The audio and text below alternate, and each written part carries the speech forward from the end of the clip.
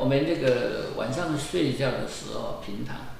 那因为这个很多人他这个胃酸就会逆流到食道，那么所以这个食道里面，因为食道表面不像胃黏膜有黏液保护，所以食道就会灼伤。那这个胃酸逆流可能到喉咙，所以很多人早上起来喉咙就咳咳的，声音有点沙哑。或者是有些胃酸就跑到气管，所以早上起来就会咳嗽，或者是食道被灼伤了，所以很多人就会觉得胸闷，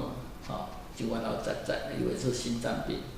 所以食道逆流引起的症状可以说是五花八门，所以常常这个以前胃镜检查不发达的时候，常常很多人会看别的各种科都会看，鼻喉科、心脏科。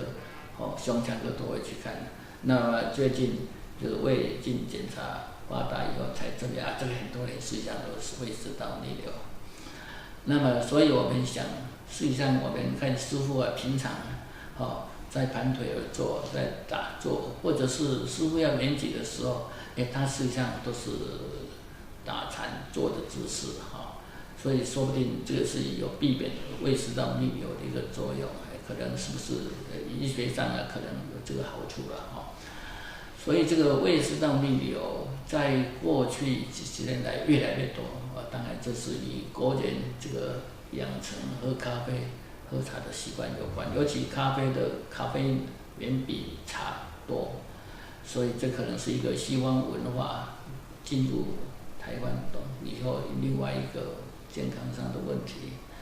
那么很多人空腹就喝咖啡咖啡本身有咖啡因可以刺激胃食道胃酸分泌，所以这个食道逆流的人越来越多。所以要避免胃食道逆流，当然我们睡觉晚上吃完饭以后尽量不要吃东西睡觉前不要吃东西。那假如可以的话，睡觉的时候上半身高一点那尽可能吃这些东西少喝。那胃食道逆流一般不大容易断根，